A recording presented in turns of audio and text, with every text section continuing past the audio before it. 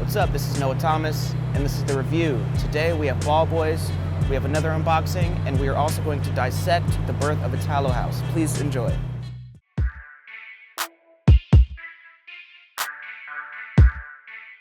What's up, y'all? Welcome back to Ball Boys. We are in week 3 of the World Cup? Week 3, yeah. Something like that. We're in deep. Yeah, almost there. Yeah, so we're gonna jump right into things. We're gonna start things off today with a little Japan fan appreciation post.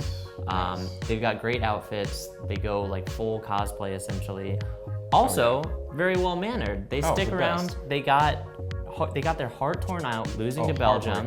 Heartbreaking, last minute. Yeah, and then they stick around and they clean up the stands. Like, you'll never find that at like a football game. No, oh my God. Here in America. Fat Never. Americans? Yeah. Dude, just wrappers, boxes, Right? beer Japan cans. fans ever came here for a game, they would be like, they would go insane. They'd be there to for see hours. what we did. Oh yeah. Absolutely. For days. Yeah, let's take a look at some more people. We've got some great guys outside the stadium, some people inside the stadium still working, fully costumed out. Fully costumed out. All these look like they made it themselves, DIY. Like they went all out for the World Cup. Also, my favorite is this dude who has the face paint with the with like the Japanese flag essentially, but it looks like a clown nose. On his nose. I love it. Like he's hit him. He's like, "Yo, does this dope. look too much like a clown?" His boy's like, "No, you're fine." But Go for also, it." shout out just the Japan team. They actually cleaned up literally the entire locker room afterwards and then left a thank you note. That's wow.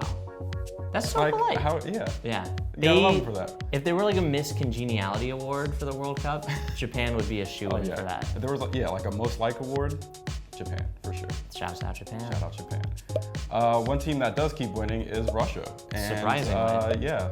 3 of their, 3 fans of theirs actually became viral meme. Yeah. Even more than that, a viral mural. Real life meme. I'm not sure exactly what they're eating in the stands. They look like a combination like burrito, hot dog. Situation. Yeah. But somehow someone took a capture of them and painted it on a wall somewhere. That's beautiful. That's a little thing called street art. Yeah, maybe it's Banksy. Maybe Banksy hit Russia. He's moved on from France. Slow up, yeah. Go getters. What a god. Then we also have the return of the Adidas Predator Accelerator Electricity. What a name. Yeah. This is a cleat back from 1998, you may remember. David Beckham rocked them, Zidane rocked them, and they actually brought them back for the campaign, which is dope.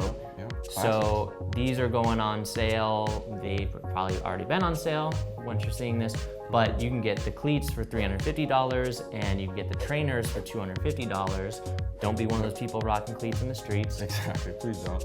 And I heard there's like a very limited edition, limited production for it. I think there's only like one. 1999. Yeah, for the year it came out. So very special moment. You better get in line and try to get them because they'll be gone. I mean, the colorway is dope. It's loud, it's bright. Yeah. It screams electricity. Yeah, classic. Now to shift things over to tennis, which is really, to be honest, never thought we'd be talking about on the show, but Adidas is bringing the cool to tennis with their Palace collaboration. All of the players, Team Adidas players, were actually rocking the entire kit. While you're there, what do you think about it? It's swagged out. I wish they didn't have the rackets. I wish we would have seen that, but I guess they probably have their own sponsorship deals with the racket makers. Exactly. Yeah, I think it's dope. We're talking about Wimbledon style for once. It's cool to see a streetwear company actually be on this stage at the Wimbledon. One of the biggest, tennis events ever. It's cool to see the streetwear finally breaking into this market and see where this goes. We should have Supreme step their game up and get their Lacoste shit up in the game. There we go. That would be tight. Have a real streetwear war going on over tennis. I like that. Nike somehow get in there with Serena, but we'll see. I mean, I'd love to see a Adidas Gosha tennis shirt. Well, and then there's also Roger Federer going to Uniqlo, so maybe he can get up in some cause stuff. That's true. A lot of potential here. Yeah, let's hype out tennis. Yeah. Keep an eye out on that. All right, yeah, so thanks for tuning in. That's it from us. Catch us next week as the semifinals for the World Cup rolls around. I'm sure there's going to be a lot more crazy stuff going on. Tune in on our YouTube for next time. Peace. Dubs in 2. Dubs in 2.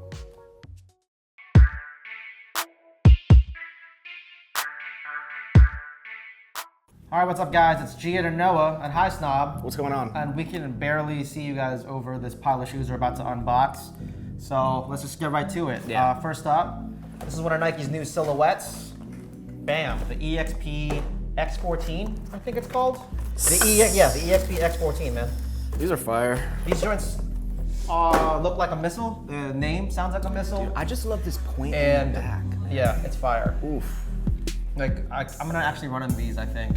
Yeah? Yeah, I think so. Okay. These are, you know, Runner. low-key sleeper hit from Nike. I love the fly wire on the side. Of course, like catch me with these bright colors out here. It looks like a, you know, concept car for your feet. Yeah. Feeling it? Literally. But, you know, if anybody who's been listening to the Dropcast has been paying attention, everyone knows that. Woo! Finally got him.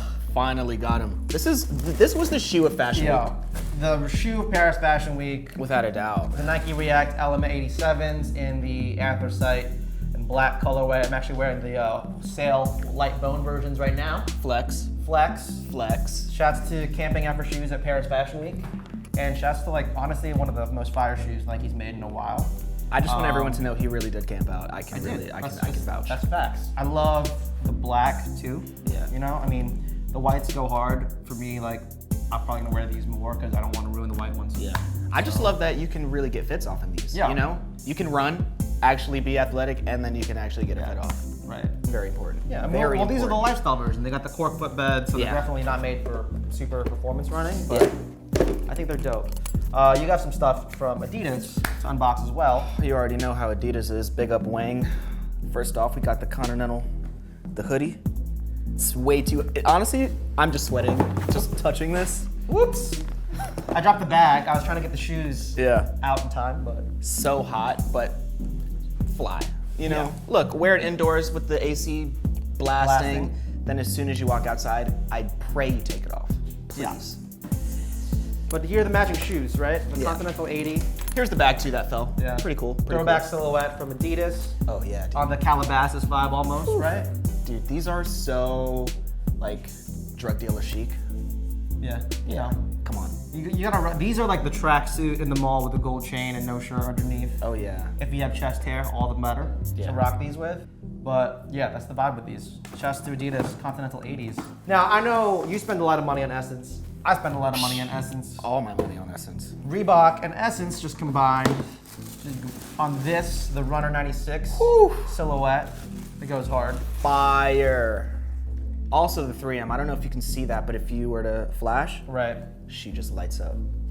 And my favorite part is the Essence on the toe box or the footbed. Yeah. Right there, you got the It also custom says insole it- Essence. It's Oh, dope. it said somewhere else. Here. low-key. Oh, it says it right here too. Oh yeah. Oh, Yeah. it's tonal too. Yeah. Right there. That's sick. And the laces. This is a great shoe. Super comfortable too. Shouts to Essence and Reebok. Big up. Montreal, what's good? They just threw a banger. Yeah. Now to take a sneaker break, I'm excited about these too. These are, you know, big Doc energy right here. The Stussy, Doc Martin, Penton Loafer. These came in like 4 colorways, I think. These are but so good. I think these are the hardest. It's like the white with the textured crocodile-inspired leather toe right here. Love a chunky loafer. Yeah. These are so good. These are so good. Like you could rock these with just cropped wide pants and like a t-shirt on like some. Even shorts. Yeah. Actually, with shorts they can go hard. Oh yeah. You kidding me? It's like very like rockabilly, Natural Born Killers vibe. Socks. You know. No socks. Who cares? Do you? Do you? You can do anything you want when you're wearing these shoes. Like That's the slogan. That's the whole campaign right there. Yeah. You can do anything in these. You can do anything anything. you want. now, keeping it cozy. What do we got here? We got 2 Wang shoes. Oh yeah. I think it's only right that we do the slides first. What is this? Comes with a shoe bag. So good. Oh, it's really all in the details, guys. Ooh, look at that. I like these. I actually have the ones they dropped. What's like the brown? It's got the brown with the black. Right. But the all white, These are crispy. These are cozy. crisp. White socks, shorts. Like, Oh, yeah. You can even wear like a light jacket over these and Oh, yeah. it'll still be a vibe. And men, look, Love please the get your hat. pedicures right, man. No, seriously, like don't think, oh man, I don't get a pedi. If you're gonna do the no sock, It's true. get right. Yeah, sandals, right. sandals are a privilege, not a right. So Wow. get your feet right for summer. please. I'm certainly tired of seeing ugly feet at the beach. I agree. Right? Yeah. I agree. Right. It's like, Jesus Christ. People are out here with like basketball player toes, you know what I mean? Thank you. Like- and stop wearing boots to the beach too, man. It's okay. It's okay. Oh, these are fire. The turnout trainers? Okay. These are like, These are hard. Oh my God. So these are another Alexander Wang collaboration, sort of soccer inspired, but also like sample inspired. I love a good soccer Are inspiration. supposed to look like this, you know, it's a nod to when you get like the early versions of shoes, and you know, they noticeably turn the box inside out. So it comes with shoe bags. They also double as hair nets. So when Noah is serving sloppy joes in the High Snob cafeteria, Bam. he's good. I'm ready for you know? You can wear these while you're serving sloppy joes like Noah does. And they come in a nice little tote bag. Yeah. Nice little keepsake. Yeah. The hair nets also fit inside, if that's your thing. So The hairnets there also you go. inside. Yeah, you can pack anything in here. Yeah. Cool. Yeah. That's about it. Thanks for watching.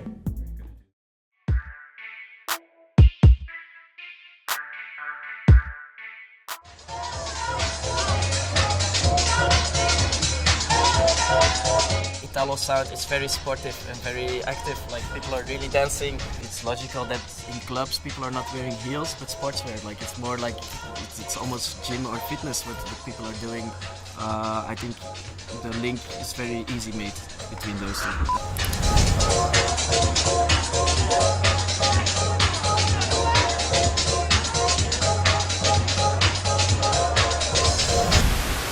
I think that Italo house was the Italian translation of the European and American house movement. There were some common features like piano chords in it. I'm doing like track right now and you can hear some piano chords in it, and this was a very present element in the early Italian house tracks, and you can feel it.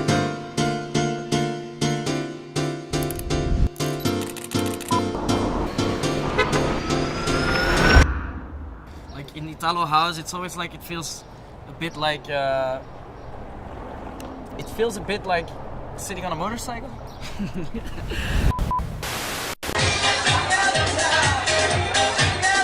Sono entrato in contatto con l'Italo House senza nemmeno sapere che si trattasse di Italo House. Per me era house music e basta.